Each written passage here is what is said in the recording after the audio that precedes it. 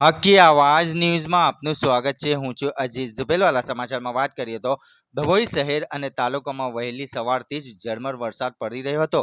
ડભોઈ સવારે 8 વાગ્યાથી 1 વાગ્યા સુધીમાં 1 ઇંચ જેટલો વરસાદ વરસી ચૂક્યો હતો। ડભોઈ શહેરમાં હરિજનવાસ, મૌદી ભાગોળ, શાક માર્કેટ વિસ્તાર, Lal Bazar, Jain Vagha, Kumbharvag, Uma society, Ambikanagar, green society જેવા વિસ્તારમાં વરસી રહ્યો હતો વરસાદ।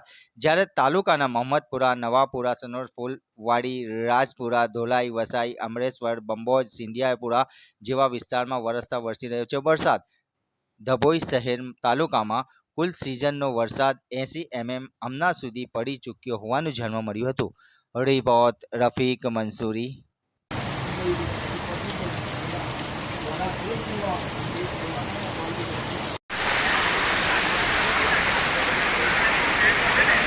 पानी फाट जाइए तो ये निकाल दो ना।